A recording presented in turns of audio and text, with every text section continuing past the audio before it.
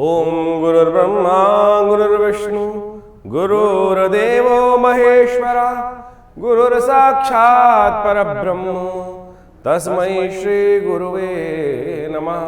अखंडमंडलाकारं व्याप्तं येन चराचरं तत्पदं दर्शितं येन तस्मै श्री गुरुवे नमः। नमस्कार, स्वागत है आपका आचार्य वाणी में। मैं आचार्य डॉक्टर विक्रमादित्य आपके साथ हूँ और आज का विषय है तुला राशि वालों के लिए ग्रह नक्षत्रों का योग क्या कहता है। और आने वाले जून के मध्यकाल में ग्रह नक्षत्रों का योग आपकी राशि में क्या बन रहा है। देखिए, आपकी राशि के स्वामी शुक्र महाराज हैं और यदि ग्रहों का परिवर्तन देखें तो इस वक्त बहुत सारे ग्रह परिवर्तन के लिए योग बना रहे हैं। और इस जून के मध्यकाल में बृहस्पति महाराज आपकी राशि के दृष्टिकोण से देखें जो भाग्य में जाकर विराजमान है, वो अस्त होने जा रहे हैं। सूर्य के साथ उनका योग बनता दिखाई देगा और बुध जो वहाँ पर पूर्ण ताकत में बैठे हैं वही आपकी राशि में सबसे बढ़िया सहारा देने के योग बना रहे हैं।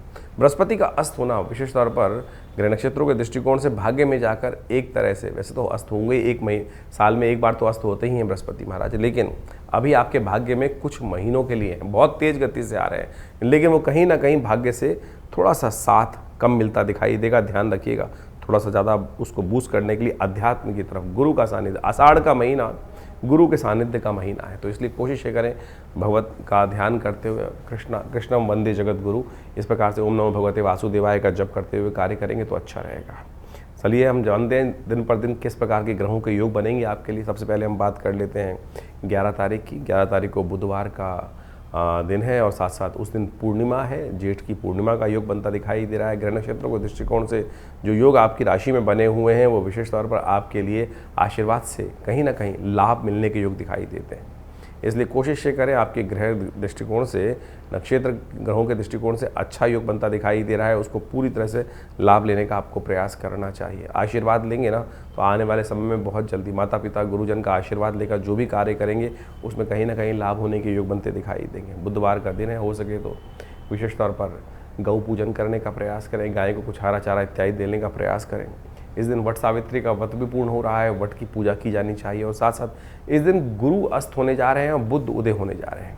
ये बहुत बड़ा परिवर्तन है आपकी राशि के दृष्टिकोण से।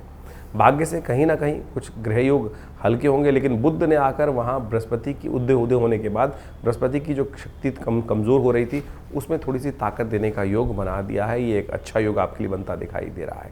12 तारीख की यदि हम बात करें, बृहस्पतिवार का दिन है और उस दिन आषाढ़ का महीना आरंभ होगा, कृष्ण पक्ष की प्रतिपदा तिथि है और इस दिन विशेष तौर पर शुक्र भी आपकी राशि के स्वामी पूर्ण ताकत में आते दिखाई दे रहे हैं। शुक्र महाराज इस दिन विशेष तौर पर भरणी नक्षत्र में प्रवेश करेंगे और भरणी नक्षत्र में प्रवेश करके शुक्र और अच्छे ताकत में आ जाते हैं और आपकी राशि के दृष्टिकोण से इस वक्त आपकी राशि के बिल्कुल सम्मुख चलते दिखाई दे रहे हैं, तो ये अच्छा योग बनाते दिखाई दे। लेकिन बृहस्पति के अस्त होने की वजह से थोड़ी समस्याएं उत्पन्न होती दिखाई दे रही हैं, लेकिन गज केसरी योग का निर्माण भी आपकी राशि में हो रहा है। जैसा हमने कहा कि बृहस्पति थोड़े हल्के हैं तो उसके लिए थोड़ा सा बृहस्पति की ताकत देने का प्रयास करें, केले का पूजन करने का प्रयास करें, केले को विशेष तौर पर दान करने का प्रयास करें, केसर का तिलक, हल्दी का तिलक लगाने का प्रयास करें, ये आपके लिए अच्छा रहेगा। एक बात और ध्यान रखें, 11 और 12 तारीख को ज्येष्ठा और मूल नक्षत्र का योग है, ये गणमूल के अंतर्गत आता है। जो लोग गणमूल नक्षत्र में पैदा होते हैं उनको विशेष तौर पर ध्यान रखना चाहिए कि अपनी गणमूल की शांति की पूजा सही भाव से करानी चाहिए। कई बार नहीं हो पाती है तो वो कष्ट देती दिखाई देती है। 27,000 जप की सबसे पहली आवश्यकता है। 1,000 नित्यपति मंत्र जप करके मूल शांति का वो अवश्य करवा लीजिएगा, अच्छा ही रहेगा। और 13 तारीख की यदि हम बात करें, शुक्रवार का अवसर, द्वितीया तिथि विद्यमान है। ग्रह नक्षत्रों के दृष्टिकोण से गजकेसरी योग, राजयोग आपकी कुंडली में बनता दिखाई दे रहा है, लेकिन बृहस्पति थोड़े कमज़ोर हैं, गुरु का सानिध्य चाहिए। बृहस्पति कमज़ोर होने का मतलब समझो क्या हो रहा है कि सही दिशा प्राप्त करने में थोड़ा सा ट्यूबलाइट बन जाता है मनोमस्तिष्क। ऐसे में आवश्यकता है सही दिशा निर्देश की, आवश्यकता है किसी योग्य व्यक्ति के सानिध्य में कार्य करने की। आपका जब किसी अच्छे कंसल्टेंट, अच्छे विचार वाले व्यक्ति, अच्छे गुरुजन का आशीर्वाद लेकर काम करना आपके लिए बहुत ज़रूरी है। हो सके तो सबसे श्रेष्ठ रहेगा भगवान कृष्ण की उपासना करें, ओम नमो भगवते वासुदेवाय इस मंत्र का जप करें, वो आपके लिए कल्याणकारी योग बनेगा। हल्दी का टीका लगाएं, केसर का थोड़ा तिल टीका या केसर का सेवन करते हुए कार्य करना आपके लिए बहुत अच्छा दिखाई देता है। वहीं 14 तारीख की बात करें तो शनिवार का अवसर है और आषाढ़ का महीना आगे बढ़ता दिखाई दे रहा है। तृतीया तिथि विद्यमान रहेगी। ग्रह नक्षत्रों का परिवर्तन का योग बनता दिखाई दे रहा है और ये परिवर्तन थोड़े खर्चों को बढ़ाता दिखाई दे रहा है। ध्यान रखना, अननेसेसरी खर्चे आपके जीवन में थोड़ा आपको परेशान कर सकते हैं, तो इसलिए खर्चों को थोड़ा बैलेंस करते हुए कार्य करें। बेकार खर्चों में दिमाग न डालें। गणेश चतुर्थी का योग है, तो हो सके तो गणेश जी का स्तवन करें। सुबह सुबह भगवान गणेश का पूजन करें। आपके शनि भी अनुकूल हो जाएंगे। शनि महाराज आपकी राशि के दृष्टिकोण से इस वक्त जहाँ चल रहे हैं वो विशेष तौर पर आपकी बहुत सहायता प्रदान करते दिखाई दे रहे हैं। आपके शत्रुओं का मर्दन करते दिखाई दे रहे हैं। ऐसे में श्री गणेश का पूजन कर दिन का आरंभ करें, आपके लिए अच्छा रहेगा। एक बात का ध्यान रखना, इस दिन करीब करीब नए कार्यों को आरंभ करने से बचना चाहिए। करीब करीब 3:45 बजे तक भद्रा का योग दिखाई देता है, तो नए कार्यों में हाथ डालने से दिन में कम से कम बचने का प्रयास करें, वो आपके लिए अच्छा रहेगा। 15 तारीख रविवार का दिन ग्रह नक्षत्रों के दृष्टिकोण से आपके लिए कैसा रहेगा, तुला राशि वालों को समझ लेना चाहिए। तुला राशि वालों, आपकी राशि के विशेष तौर पर योग जो बन रहे हैं वो जान लीजिए। चतुर्थी तिथि उदया तिथि के रूप में विद्यमान है और इस दिन हृदय नाम का योग बन रहा है। सूर्य राशि परिवर्तन करने का योग बना रहे हैं। सूर्य आपके भाग्य में प्रवेश करते दिखाई दे रहे हैं और भाग्य में सूर्य प्रवेश करते हुए जब आपके लिए ग्रह योग बना रहे हैं, बृहस्पति को अस्त कर दिया है उन्होंने। सूर्य आपके शौर्य बल के मालिक है और ऐसे में बृहस्पति का ज्ञान, वो शौर्य और बल किसी काम का नहीं जहाँ भाग्य साथ ना हो, जहाँ ज्ञान का लोप हो जाए।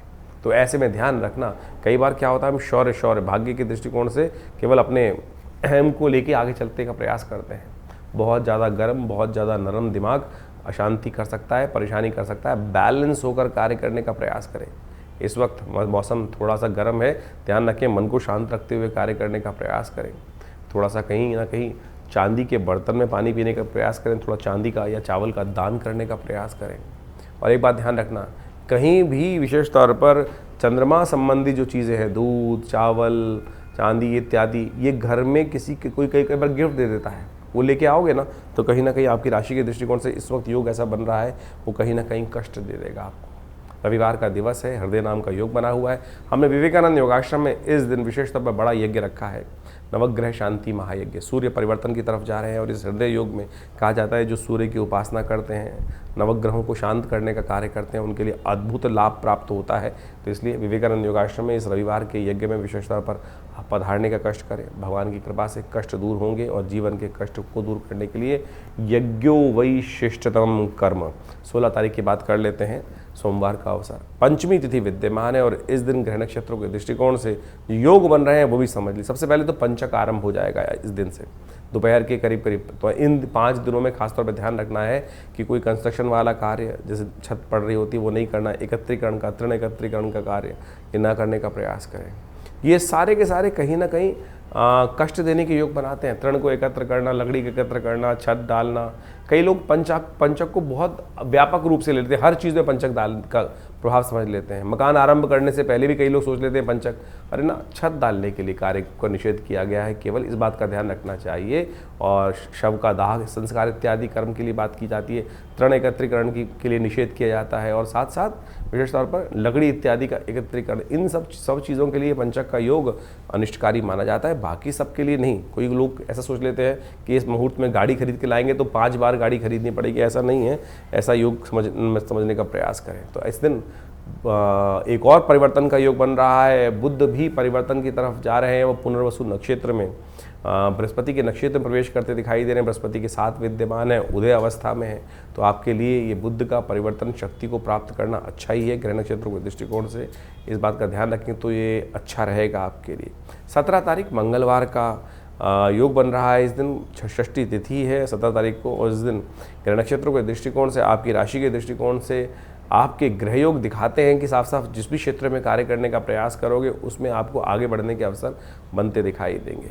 अपने दिल लगा के काम करने का प्रयास करें। कई बार मन में संकोच उत्पन्न होता है कि हम कार्य करने का प्रयास करेंगे, ये कोई ना कोई बीच में टांग अड़ाएगा। ऐसा योग बन रहा है अभी इन दिनों खासतौर पर आपकी राशि के दृष्टिकोण से, जो आपके कार्य में इंटरफियर करने का प्रयास करेगा, अपना ही नुकसान कराएगा। तो इसलिए अपनी चाल में मस्त होकर काम करने का प्रयास करें, वो आपके लिए अच्छा रहेगा। ध्यान रखना, इस दिन नए कार्यों का आरंभ करने के लिए समय दोपहर के बाद अच्छा नहीं रहेगा। सुबह सुबह का काल अच्छा है, सुबह सुबह रवि योग बना हुआ है, लेकिन दोपहर के बाद भद्रा आरंभ हो जाएगी करीब करीब 1:45 बजे 3 बजे के बाद से। तो इसके बाद नए कार्यों में हाथ डालने से बचना, तो ये आपके लिए बहुत ज़रूरी रहेगा। इस बात का ध्यान रखते हुए कार्य करना चाहिए। गजकेसरी योग आपकी राशि बनता दिखाई दे रहा है, लाभ के योग बनते दिखाई दे रहे हैं, तो श्रद्धा के साथ, पूर्ण विश्वास के साथ काम करने का प्रयास कीजिए, वो आपके लिए अच्छा रहेगा। 18 तारीख का दिन बुधवार का दिन है, सप्तमी तिथि विद्यमान है और इस दिन ग्रह नक्षत्रों के दृष्टिकोण से जो योगा योग बनते दिखाई दे रहे हैं वो आपके लिए अच्छे हैं। लेकिन ध्यान रखना, दक्षिण की दिशा का कार्य करना आपके लिए अच्छा नहीं रहेगा इन दिनों। खास तौर पे ध्यान रखते हुए कार्य करने की ज़रूरत है। इस बात के लिए आपके लिए बहुत विशेष योग बनते दिखाई दे रहे हैं। ग्रह नक्षत्रों के दृष्टिकोण से शत्रु कहीं ना कहीं परास्त होने के योग पूरी तरह से बनते दिखाई दे रहे हैं, लेकिन थोड़ा सा विचार ऐसे हैं कि बहुत लेट आएंगे मनोमस्तिष्क में, इसलिए थोड़ा शांत होकर काम करेंगे तो बहुत ज़रूरी है। उग्र स्वभाव को त्यागने का प्रयास कीजिए। जो मंगल और केतु की युति है वो कहीं ना कहीं स्वभाव में उग्रता, तेजी लाने का योग बना रही है। तो धीरे धीरे सोच, बृहस्पति अस्त है तो तेजी के अंदर विचार थोड़े से कम जब लेट आते हैं, या एक बार स्टेप बाय स्टेप शांत होकर बैठोगे तो उन चीज़ों को अच्छे से समझने का प्रयास कर सकते हैं, वो आपके लिए बहुत अच्छा रहेगा। ऐसे में कालाष्टमी है, सुबह सुबह भगवान शिव के मंदिर में जाकर उनका अभिषेक करना, उन पर पुष्प इत्यादि, बिल्व इत्यादि अर्पित करना आपके लिए अच्छा रहेगा। शाम के समय ग्रह परिवर्तन का योग बनता दिखाई दे रहा है और शाम थोड़ी सी भारी दिखाई देती है। आने वाले 2-3 दिन स्वास्थ्य का ध्यान रखते हुए कार्य कीजिएगा। 19 तारीख बृहस्पतिवार का अवसर, अष्टमी तिथि इस दिन विद्यमान है और ग्रह नक्षत्रों के दृष्टिकोण से, स्वास्थ्य के दृष्टिकोण से, मनोमस्तिष्क विचार के दृष्टिकोण से कहीं ना कहीं दिन भारी दिखाई देता है। इसलिए थोड़ा स्वास्थ्य का विशेष तौर पर ध्यान रखने की ज़रूरत रहेगी। हो सके तो काले साबुत उड़द का दान करने का प्रयास करें, चावल का दान करने का प्रयास करें।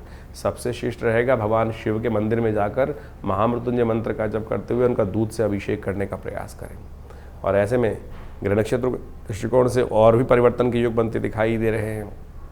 इस दिन विशेष तौर पर गंडमूल नक्षत्रों का योग आरंभ हो रहा है, अश्विनी और रेवती नक्षत्र का योग बनेगा आने वाले 2 दिनों में। तो ऐसे में जो जातक जन्म ले रहे हैं उनकी मूल शांति अवश्य कराने का आपको प्रयास करना चाहिए।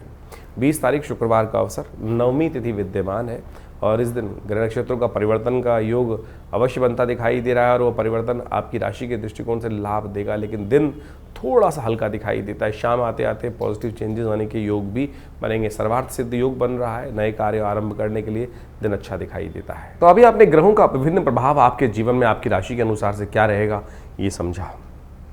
ऐसे में आषाढ़ के महीने में ग्रहों का जो परिवर्तन का योग बन रहा है वो भी आपको समझना चाहिए। इस आषाढ़ के महीने में ज्योतिष के दृष्टिकोण से यदि हम काल गणनाओं के अनुसार से देखें तो इसमें 5 बृहस्पतिवार का योग पड़ रहा है और 5 बृहस्पतिवार का योग जो होता है वो विशेष तौर पर बड़ा शांत योग नहीं माना जाता। अहम की लड़ाई कई बार मैं बड़ा इस प्रकार का स्थिति बनती रहती है और इस अहम की लड़ाई में इस वक्त ग्रह योग का प्रभाव दिखाई देता है। शनि और मंगल का जिस प्रकार का प्रभाव परिवर्तन के अनुसार से बन रहा है वो युद्धकारक ग्रह बनता दिखाई दे रहा है, द्वेष का, संघर्ष का योग दिखाता है। इसके साथ साथ मंगल भी ग्रह परिवर्तन की तरफ गए। मंगल सिंह राशि में जब प्रवेश किए और साथ साथ केतु के साथ उन्होंने युति बनाई। ये युति भी विशेष तौर पर बाजार के अंदर तेजी का रुख लाती दिखाई दे रही है। तो ऐसे में ये तेजी का रुख पहले से यदि समझ में आ जाए तो उससे व्यक्ति लाभ लेने का प्रयास करता दिखाई देता है। ग्रह नक्षत्र दृष्टिकोण से बाजार का रुख, हर चीज़ के रुख को हमें समझते हुए कार्य करने का प्रयास करना चाहिए। वहीं स्थिति एक और भी परिवर्तन के बन रही है, बृहस्पति अस्त हो गए हैं और साथ साथ सूर्य का परिवर्तन जब होने का योग बन रहा है वो रविवार को बनता दिखाई दे रहा है और उसके कारण से परिवार में और कई प्रकार से समाज के अंदर उथल पुथल होने के योग दिखाई देते हैं। आकाशीय क्षेत्र में विशेषतौर पर विस्फोट के योग बनते दिखाई दे रहे हैं ग्रह नक्षत्रों के दृष्टिकोण से। ये सारा का सारा प्रभाव विशेष तौर पर जो समझें, आषाढ़ का महीना वैसे ही इस प्रकार का होता है कि आकाश में जब बादल छाए रहते हैं और जब चंद्रमा दिखाई देता है तो कभी चंद्रमा ओझिल हो जाता है और कभी चंद्रमा सामने आ जाता है। यानी एक और समझे भी वैसे भी समाज के अंदर अभी देखें हम तो दिन के अंदर जो प्रभाव चलता है, कभी बादल आगे, कभी छाँव, कभी धूप का खेल चलता रहता है। तो ऐसे में ग्रहों का परिवर्तन का योग भी उसी तरफ दिखाता है। तो ऐसे में अपने ग्रहों को सही से समझते हुए कार्य करना हमारे लिए बहुत ज़रूरी है। जो देशकाल परिस्थिति में ग्रहों को समझकर कार्य करने का प्रयास करते हैं उनके जीवन में महत्वपूर्ण परिवर्तन आने के योग बन जाते हैं। देखिए, भगवान की आराधना ही हर ग्रह का निवारण है। बहुत सारे लोग इस बात को समझने का प्रयास करते हैं कि उपाय जो हम दिन पर दिन बताते हैं, कई लोगों ने लिख के भेजा कि भाई नित्यपति पूजा नहीं करनी चाहिए। अरे नित्यपति तो पूजा करना सबसे श्रेष्ठ कार्य है, वो तो आपका इष्ट मंत्र जो है उसका तो जब अवश्य करने का प्रयास करें। लेकिन कई विशेष मुहूर्त बनते हैं पौराणिक कालों में, पुरानी गणनाओं के अनुसार से, पुरानी कथाओं के अनुसार से कुछ दिनों का, कुछ विशेष योगों का विशेष महत्व बताया जाता है।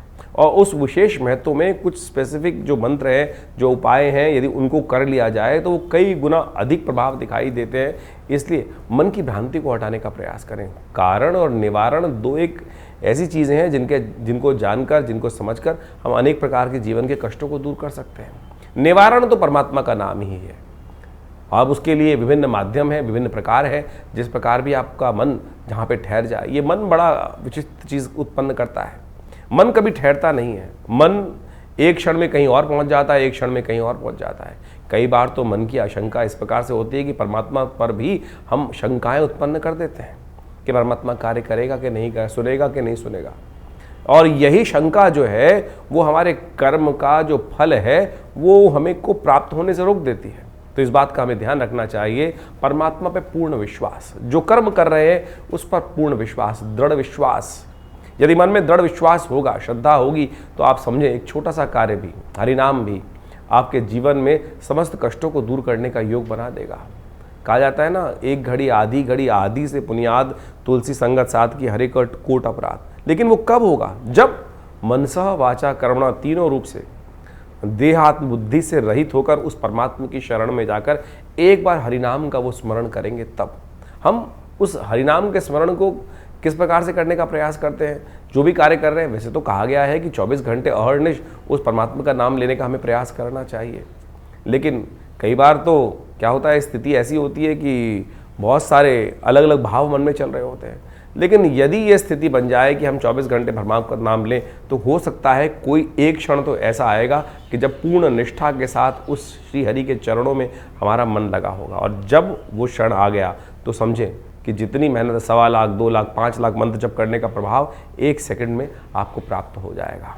तो इसलिए भारतीय संस्कृति में ज्योतिष विज्ञान में कारण और निवारण दोनों को मार्ग को प्रशस्त किया गया है। कारण जाना जाता है ग्रहों की गणना के अनुसार से, अनुभव के माध्यम से, और उपाय किए जाते हैं जिस प्रकार से भारतीय संस्कृति में ज्योतिष के अनुसार से बताया गया है। सबसे श्रेष्ठ उपाय जो बताए गए, मंत्र जप, यज्ञ, दान, यही सबसे श्रेष्ठ उपाय है। आप इसको अवश्य करने का प्रयास करना चाहिए। और आज हम विशेष तौर पर बहुत सारे अलग अलग प्रकार के उपायों को हम समझाने का जो प्रयास करते हैं, सत्य रूप में काम करता है। अभी एक व्यक्ति हमारे पास आया, बहुत परेशान था कुछ वर्ष से, और उसके कष्ट दूर हो नहीं रहे थे। तो हमने विशेष तौर पर एक अनुष्ठान, जिसको हम बहुत मुश्किल से, लोग लगातार लगे रहते हैं कि कोई भगवती बगलामुखी का अनुष्ठान कर दीजिए, ऐसा कर दीजिए, बहुत जब आवश्यकता होती है तब करने की ज़रूरत बनती है। और जब किया जाता है तो वो कई प्रकार के कष्टों को दूर करने के योग बनाता है। तो आप समझे, ये मंत्र जप इत्यादि, मुहूर्त इत्यादि बिल्कुल विशेष हैं। तो अपने देश काल परिस्थिति को समझते हुए, ग्रहों को समझते हुए सही रूप से करने का प्रयास करें, तब जाके जीवन में उन मंत्रों का प्रभाव आपको स्वयं देखने को मिलेगा। तो ये छोटे छोटे उपाय जो हमने आपके समक्ष रखे, आशा करते हैं इनको आप अपने जीवन में उतारेंगे। और शंकाओं का निवारण करने के लिए आप हमारे इस चैनल पर जाकर अपने प्रश्नों को भेज सकते हैं। हम प्रयास करेंगे उन सब प्रश्नों को व्हाट्सएप के माध्यम से जो आते हैं फ़ोन, उनको अवश्य जवाब देने का प्रयास करें। इसके अलावा पहला रविवार जो हमने विवेकानंद योगाश्रम में रखा हुआ है, वो इसीलिए रखा हुआ है यज्ञ के बाद। वैसे तो हर रविवार को बड़ा प्रोग्राम होता ही है, उसमें यज्ञ में आप ध्यान साधना इत्यादि में माँ भगवती का दर्शन करने के लिए आप आ सकते हैं। लेकिन पहले रविवार में एक प्रश्नोत्तरी का कार्यक्रम भी रखते हैं, समागम भी रखते हैं। आप वहाँ आकर अपने प्रश्नों का निवारण रविवार को सुबह 8 बजे से लेकर 10 बजे के बीच में भी आप कर सकते हैं। और हमसे मिलने के लिए कोई बहुत बड़ी जद्दोजहद नहीं करनी, आराम से आइए। विवेकानंद योगाश्रम दिल्ली में आपके तमाम प्रश्नों का जवाब भी देंगे। और बहुत सारे और भी जो मन में शंकाएं चल रही हैं अध्यात्म के प्रति, उनके सबके लिए भी बहुत सारे कार्यक्रम समय समय पर चलते रहते हैं, उनसे हम आपको अवगत कराते रहते हैं। आशा करते हैं आप विवेकानंद योगाश्रम में आकर, बहुत सारे और भी कार्य चल रहे हैं। आपकी सूचना के लिए हम बता दें, यहाँ विवेकानंद योगाश्रम में एक हॉस्पिटल है बड़ा, योगा प्राकृतिक चिकित्सा आयुर्वेद का हॉस्पिटल है, और वहाँ नित्यप्रति बहुत सारी व्यवस्थाएं भी रहती हैं। और अभी विश्व योग दिवस के अंतर्गत पूरे जमुना पार में सबसे बड़ा कार्यक्रम भारत सरकार के साथ मिलकर, आयुष मंत्रालय के साथ मिलकर किया जा रहा है, जिसमें 15,000 आदमी एक साथ मिलकर योग करेंगे। 21 तारीख को आप भी उसमें भी यमुना स्पोर्ट्स कॉम्प्लेक्स में ये कार्यक्रम रहेगा। आप उसमें भी सादर आमंत्रित हैं। सुबह 6 बजे से लेकर और करीब करीब 9 बजे तक ये कार्यक्रम रहेगा जमुना पार में, यमुना स्पोर्ट्स कॉम्प्लेक्स में। उसमें भी आप आकर हमारे साथ पूरा स्वस्थ भारत के निर्माण के लिए सुंदर योग का कार्यक्रम में भाग ले सकते हैं। धन्यवाद, नमस्कार।